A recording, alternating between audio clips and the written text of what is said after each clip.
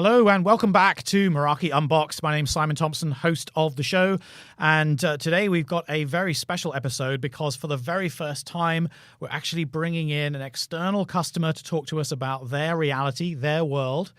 So rather than hearing from us at Meraki HQ itself, apart from me, of course, we will be hearing from a customer. So the real thing.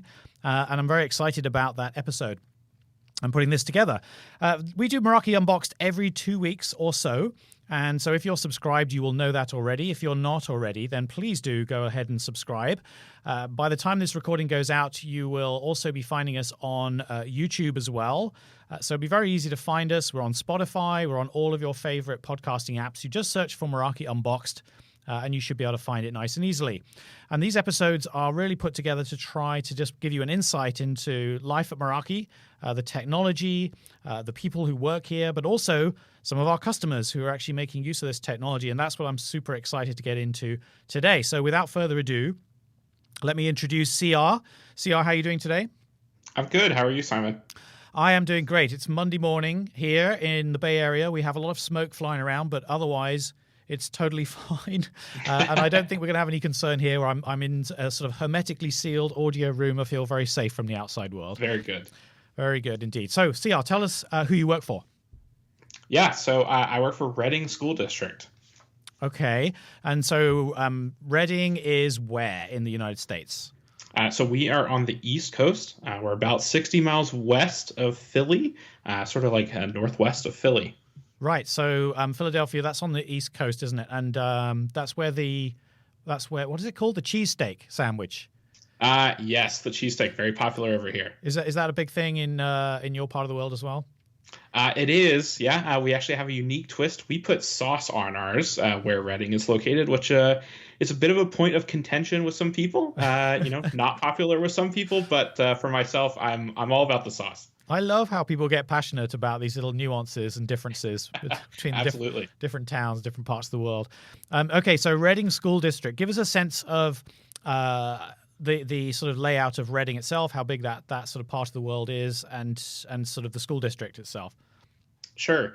So Reading geographically is not a huge city. It's pretty dense. We're actually close to New York City levels of density in most of the city. Okay. So, but we are a large urban district. We're the fourth largest district in Pennsylvania.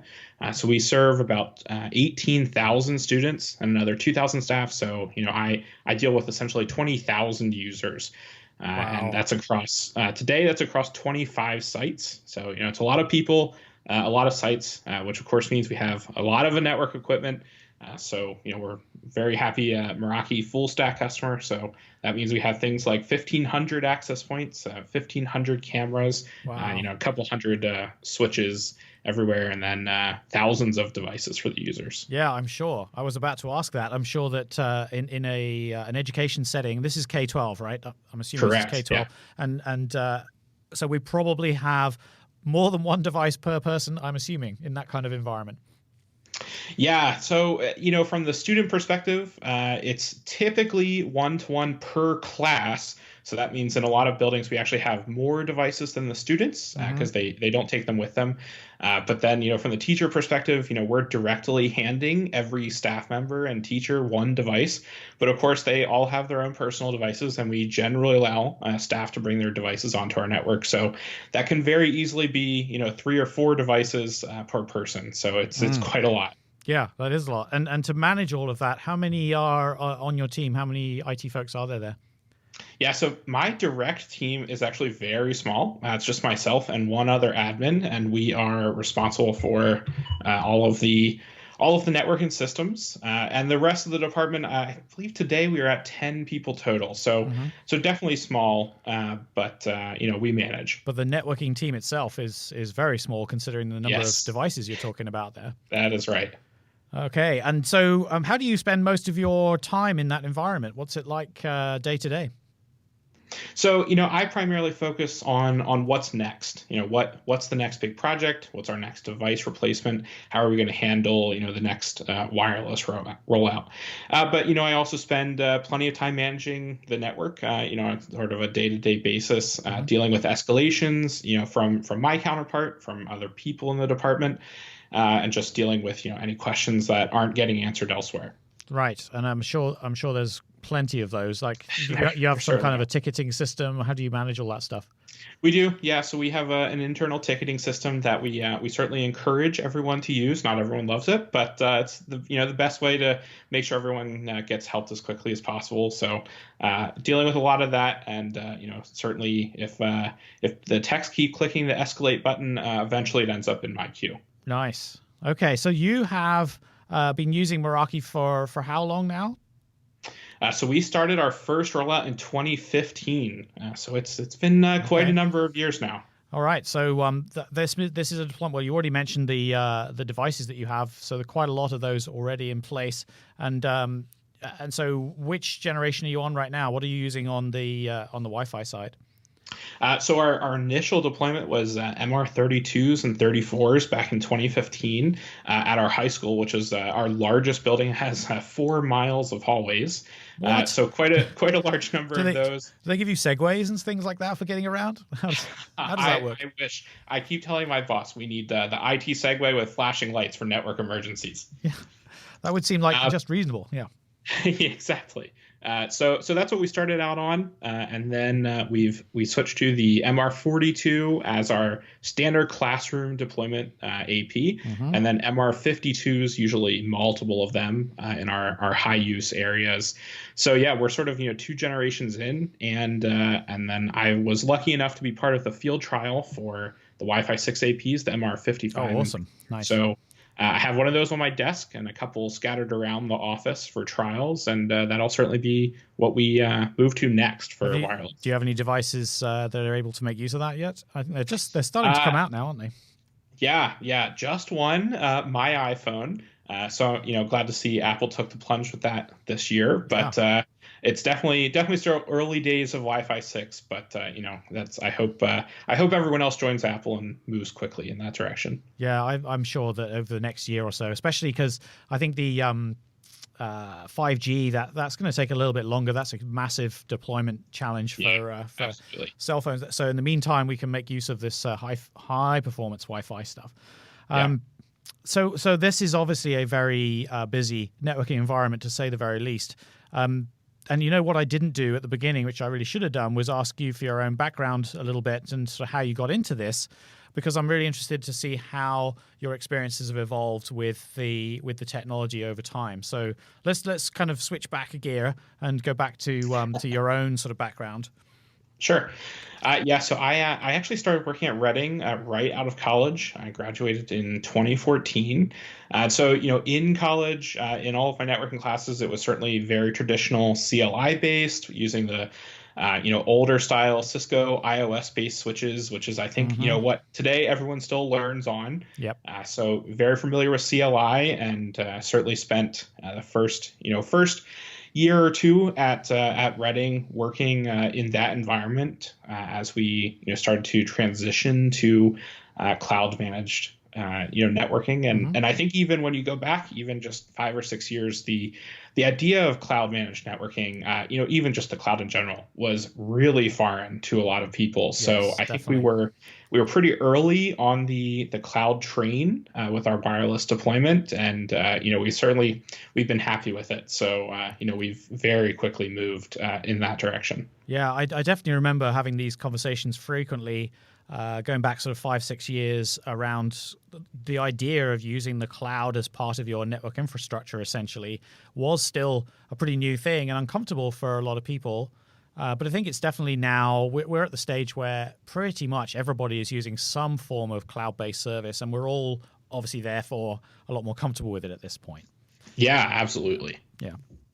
So how would you say, I mean, so you've had the experience on both sides. You've experienced traditional networking gear and the pros and cons, I guess, of both approaches. How do you see Meraki and the cloud managed infrastructure having changed the way that you function? How's your life changed as a result of that? Sure. Yeah, I think in the past, when we had a very, very traditional deployment, I'm thinking about things like controller-based wireless, no centralized management, those types of things. It definitely took a lot more time to troubleshoot and to just do day-to-day maintenance on the network. In the past, I probably was doing something like 50-50 time-wise maintaining versus looking forward, which I try to focus on more today. Mm-hmm. So now it's, I spend a lot more time looking forward, looking at those next projects, and that's a lot easier today based on the full Meraki stack, the unified management across the line. So that's certainly been a big change for us, and it's really a time saver, which, given the size of our department, is really important for us. Yeah, and let's bring that to life a little bit. So if we think about the things which suck up time with traditional networking solutions, what would first come to mind for you there?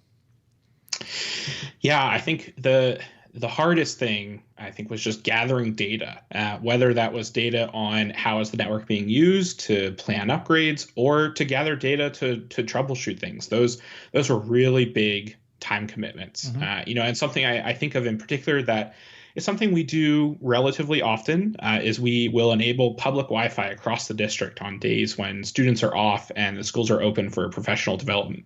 Given our size, we have tons of external people coming in on those days, and it's just not reasonable to manage guest accounts for them. Sure. So, in the past, this meant I was making changes on 20-something wireless controllers. I had to go through each one, do the same steps. And, one or two of them probably wouldn't get done correctly. I'd miss one of those checkboxes. But, today, to do that exact same change, I'm making, one setting change in dashboard. I go to one page, switch one dropdown, and hit save, and it's done. All 1,500 APs get the configuration, and boom, we have, public Wi-Fi that's totally managed by the APs, across our buildings. And that's just huge. And that's a huge time saver, that alone. And the same thing goes for troubleshooting. I often say that my favorite feature of Meraki products, whether it's MR, MS, whatever it is the built-in packet capture. That's just crazy awesome, super simple. You don't have to go anywhere. You don't have to set up port mirroring. It's just done in dashboard. You click a button and there you go. Yeah, that was always one of my favorites as well, because I remember doing it the hard way, setting up port mirroring and having to be physically present with the switch, right. Like actually in the comms room to be able to capture all that. Right, all that noise and freezing cold and all the rest of it. That's right. Not good. So a lot of pros. Do you feel like you've had to sacrifice anything with this shift? No way. Not at all. I think when I look back even to 2015 when we started our first wireless deployment, we were already gaining features then over what we could do at the time. And then when I look at what we have today, so things like wireless health, huge troubleshooting feature for MR. That was an update last year. I should say earlier this year that it was free. We didn't pay for it. It wasn't an extra cost to get that. It just appeared in dashboard, and there we go. So I'm very happily not in a CLI all the time, and instead I'm in dashboard all the time, which is a great change. Right. So graphical user interface all the way. Yeah. And how often do you find that you're needing to go into the dashboard? I mean, it is a tool which I guess rewards frequent visits in terms of being able to keep on top of trends and that sort of thing. But in reality, I know that everybody's super busy. And so I guess if we've done our job right, then hopefully you don't need to visit it too often. I mean, what's the reality for you? Sure. Honestly, it's something that I usually have a tab open all the time just for quick access. But you're right. It's not something that I have to be in all the time monitoring things. Mm-hmm. If something goes wrong, I'll get an email or a message about it, right. Automated from dashboard. So, I typically keep it open just so I can check things quickly. But it's such a time saver to do that, especially because of the number of products we have in it today. Mm-hmm. And I guess the number of applications as well. I mean, what do students and teachers typically use the network for in Reading School District, in your experience? Maybe the better question is, what don't they use the network for at this point? Because, everything is network-based today, even from, students walking into the classroom and the teacher needs to take attendance that's all network based. They're getting on their laptop connected to a Meraki AP that has to go back to a server in one of my data centers. If they're printing materials for students, again, all network based, touching servers, touching switches. And then, the students are primarily working on Chromebooks now, doing things in Google Classroom, collaborating with others, watching plenty of YouTube videos. We do a ton of traffic to YouTube. And so, yeah, it's, what isn't on the network at this point. Right. And actually, that's an interesting point I'm curious about, because I think there's a lot of a trend happening generally to, if you like, offload application servers from a local data center to cloud-based services of some kind. Where do you see yourself on that journey? What do you do? What's your mix? Yeah, we are well on the way. I think we realized in the past couple of years that who better to run a full-blown data center and application than someone like Microsoft with Office 365 or these huge education companies that are offering services to hundreds of school districts. They're better at that than us, and they can deal with it. So we focus instead on let's provide reliable internet and reliable wireless and reliable devices to the users, and then they can access those applications that someone else is dealing with. And that's a great message. I like the way you worded that, because it's reminding me as you were talking about the way that we like to promote Meraki. Obviously, I'm part of the marketing organization here, so I love trying to get people excited and hyped up about stuff. And we make a very big deal about simplicity. We're always talking about that. And the reason we do it, the reason we talk about simplicity is because we want to try to get out of your way as much as possible so that you can get on with the stuff that you're actually there to do, or more challenging, if you like, more sort of higher level activities than simply keeping a network running. How well do you think we do? I mean, I'm guessing the answer is positive, but what's the reality in your experience? Yeah, I it certainly has been positive. The reason we are so keen to keep going down the Meraki path is because it worked so well in the beginning for wireless, and that we've talked about some of the ways it simplified my life in managing that, and I think that's been the same for all the products. So I think simplicity is at the core of what Meraki does, and I think I have certainly realized in over the years of being a network engineer is that this networking stuff doesn't have to be so hard. Years ago, someone told me that the weeds are never far away in networking. You might think you understand something, and a minute later, you have no idea. Right. And I think Meraki does an excellent job at truly simplifying those things, but not taking the functionality away. So things like OSPF, which is just sort of this magical protocol that lets network engineers move packets around way easier than we did in the past, is something that traditionally takes a lot of command line input in a lot of different contexts on a switch. You're doing things like global level on a VLAN, interfaces, all that.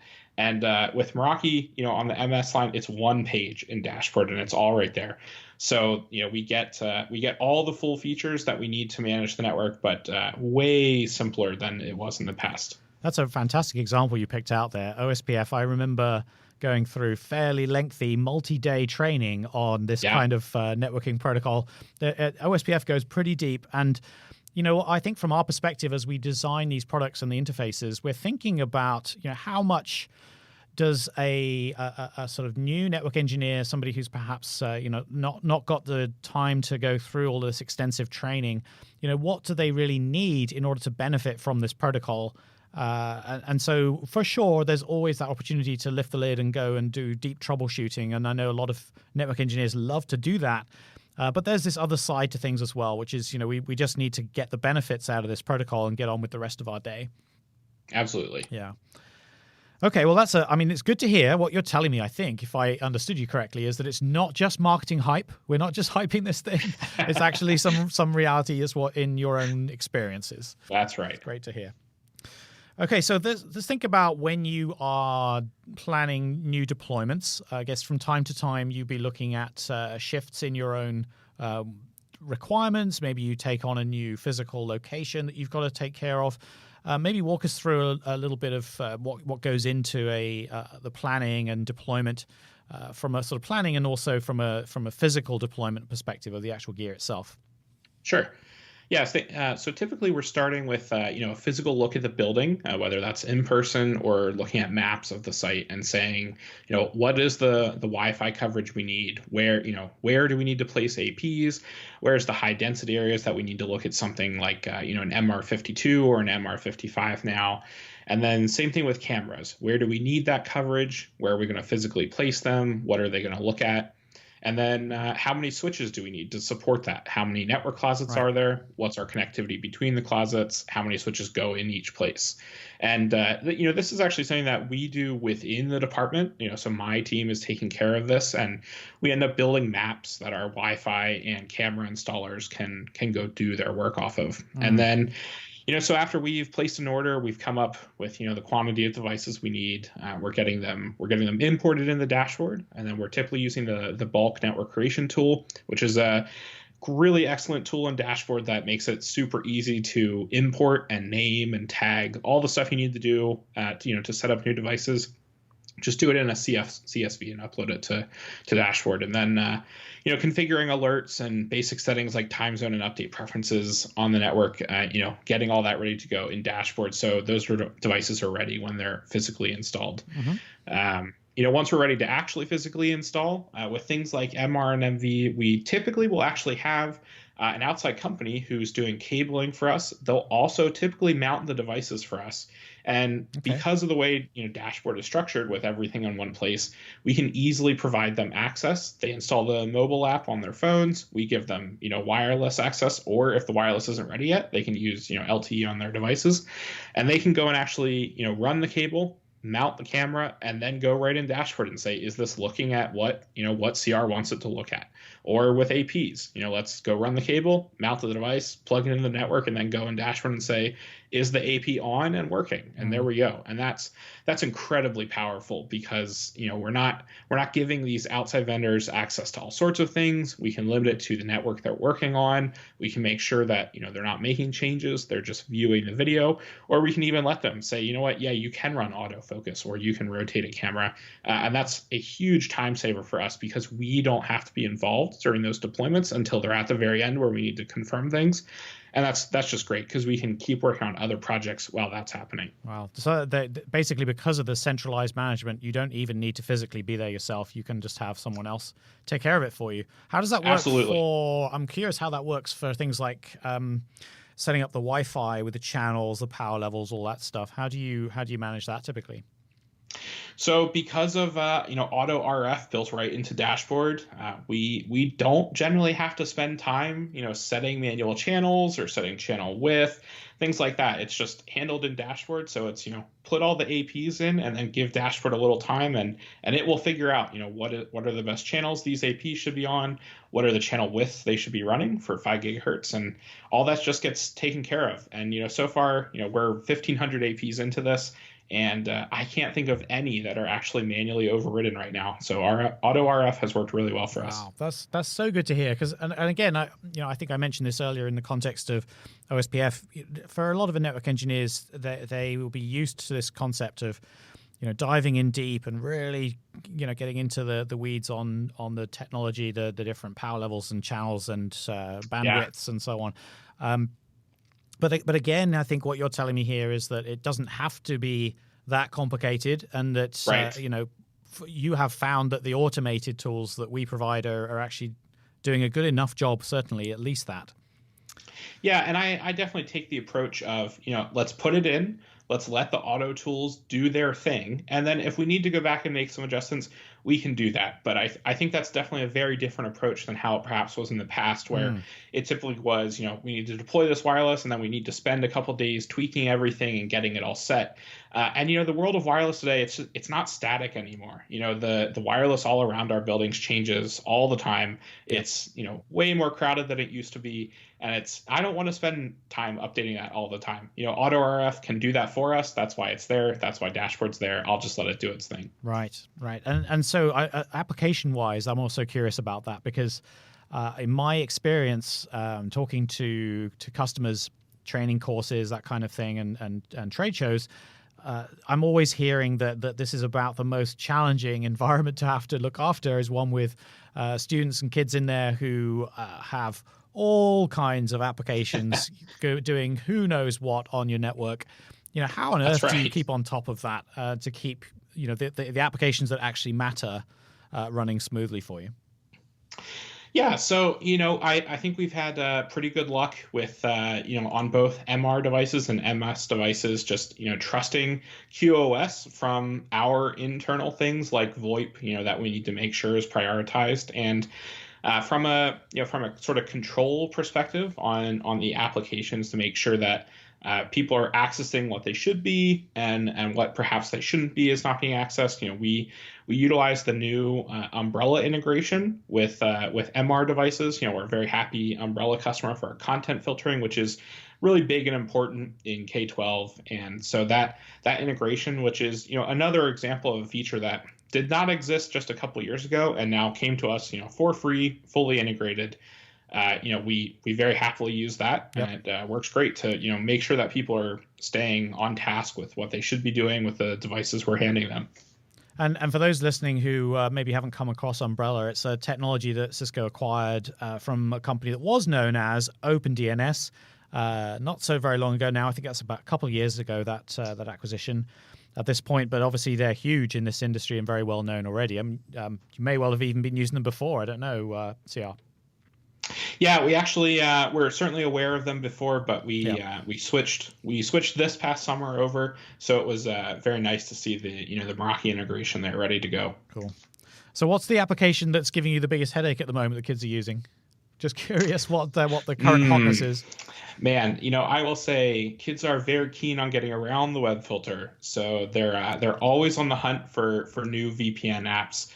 Which is a bit of a whack-a-mole game with us. Yeah, and I sure. think other K-12 IT people probably can commiserate with me on that one. I have no doubt about that. I've definitely heard that one before. All right, so we've talked a lot about the networking side of things, but I also want to sort of shift gear a little bit and talk about cameras. So you obviously, you're in an environment that really needs protecting on multiple levels in various different ways. So tell us about how you've provided physical security in the school district up to this point. Yeah, it's been quite a mess. We had a very typical DVR-based system with analog cameras. So we had at least 100 DVRs, which were sort of shoved in locations that were not suitable for network equipment in all the buildings. That's a physical recorder of video feed, right? Yeah, exactly. Yeah. And so, these devices are oftentimes found in custodian closets, which are not places for network equipment to be located. But of course they were. And these devices are filled with, hundreds of spinning disks, hundreds of hard drives, which, of course, they just want to die all the time. Yes. Just when you need them. Exactly. And, not to mention that the image quality on these was just, it was pretty awful. So, on their best day in perfect lighting conditions, perfect focus, our previous system would really only let you know that perhaps a human was moving through the frame. Mm-hmm. You couldn't necessarily tell who it was or exactly what they were doing. So oftentimes it would take our security officers, perhaps a number of hours to get someone to identify a student from a snapshot that they would send out. And that's sort of the reality we lived in and are still living in today for some of our sites that we haven't moved over. So sort of a grim place to come from. But I think the future is bright. That's an emotive word, a grim place. Yeah. So what attracted you to the Meraki cameras then? Honestly, it's the simplicity of them. They are, despite being a really powerful product, they're very simple. No onboard storage, no more DVRs is huge.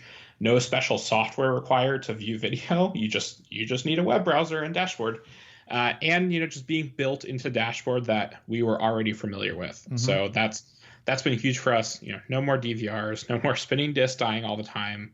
And now if one camera goes down, it's just that camera. We had a lot of issues in the past where a DVR would go down and then a whole wing of a school. You can't see those cameras anymore. And we just don't have that issue anymore. The dreaded single point of failure. Exactly. Yeah. And so I think one of the interesting aspects with the cameras, it's a little different to the networking, because often with the networking stuff, it's actually all looked after and run day to day by people like yourself. But that's not true with cameras. You often find, got front desk security people focused on the camera. So how do they get on with it in your experience?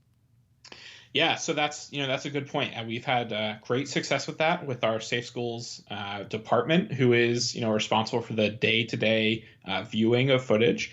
And I personally have only spent a few hours giving some training sessions to them. Mm-hmm. And, the reason we've been able to generally just hand it right over to them with very little, hand holding is that the UI and dashboard for viewing footage, exporting it, all that, it's just self-explanatory. So, So today, as we finish another building, I'll typically just send an email to the building administration with some links to documentation from the Meraki site and say, hey, here's how you look at the video walls. Here's how you search for motion events. No more just wandering through hours of footage. And then once you have what you need, here's how you export it or share it. So I have to imagine that goes down pretty well. Has it made any difference to the sort of level of event discovery or incidents that you've been able to take care of? Yeah, absolutely. I think, what I very consistently hear from every building we move over to the MV platform is just how happy they are with the image quality, the ease of use, and because of those, how easy it is for them to find events that are happening. And I think the MV team has worked really hard to make the MV platform one where you don't need to just sit and watch footage. It's all about search for the motion events, which, just a couple weeks ago, we got a cool feature. They're right in the timeline. You just click the box and it goes right to it. That's huge. So, talk about a time saver for everyone involved in security cameras, which is, a ton of people for us.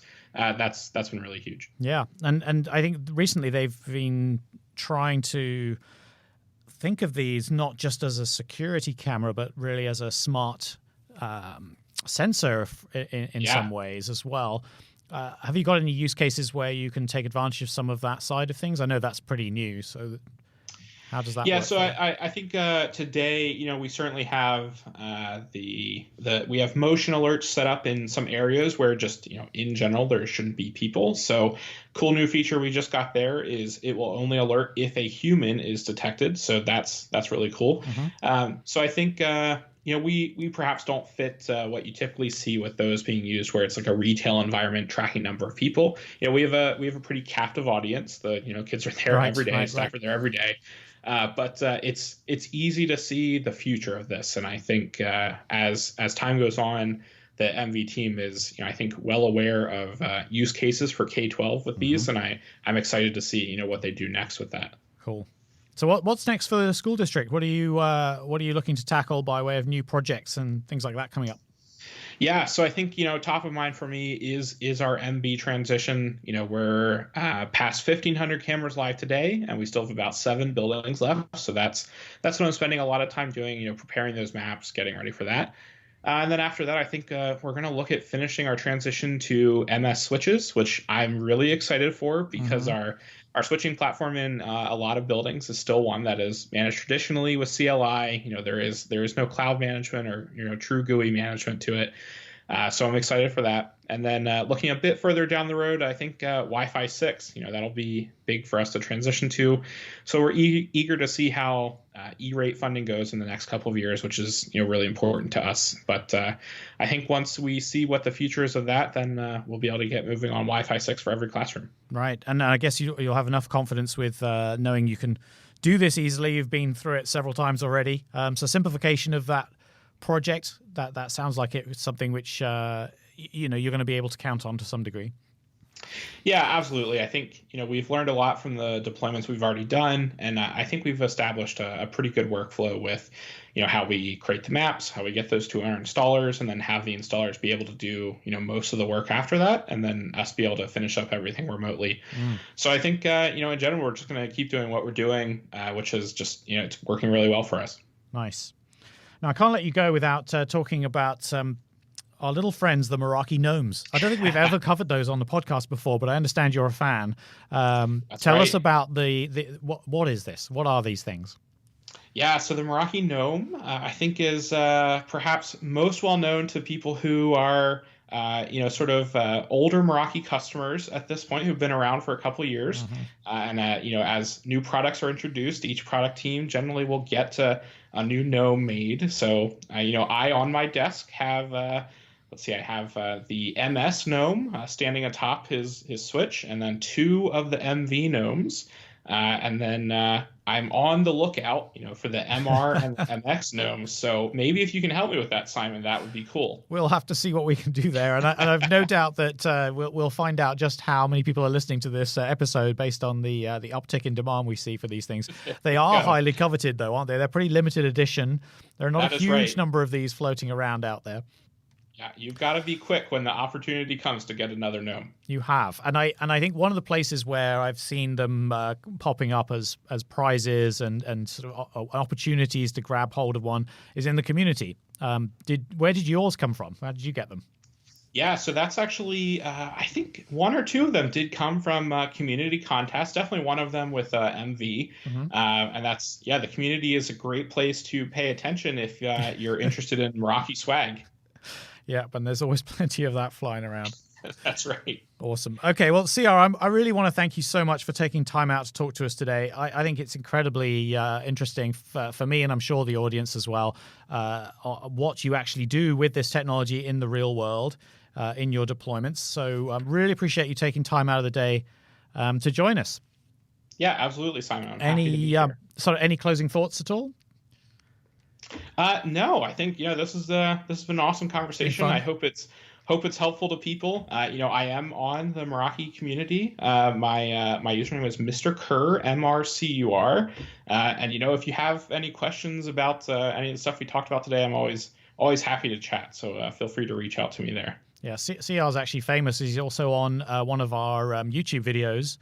So if you dig around for the Reading School District, I think we have a case study, don't we, on our website? That's right. And yes. You're featured in the video there. So that is right. So if you want to see my face, put a face to the name and the voice. We know you're real. On YouTube. Yep. There you go. There we go. All right. Thanks you so much again, CR. I really appreciate it for joining us today. Okay, it's time to wrap things up. Thank you very much, everybody, for joining us on today's episode. It's been great fun talking to a real customer. This is the first time we've done this, and it was a great conversation. Really enjoyed that, and I'd love to do more of them. So, if you are interested in talking about your deployments, if there's particular areas of use of the technology that would be fun to dive into, reach out to us. Let us know what is happening with you and what you'd like to talk about. You can do that to me directly online. I'm on Twitter at Meraki Simon.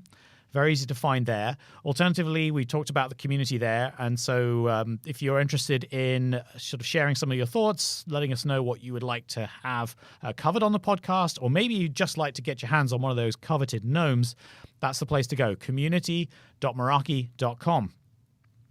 Once again, we run Meraki Unboxed every couple of weeks or so. So stay tuned, and please do subscribe through your favorite podcasting medium, whatever that happens to be. And we can't wait to come back with more next time around. So have a great couple of weeks, and we will see you again very soon. Bye-bye for now.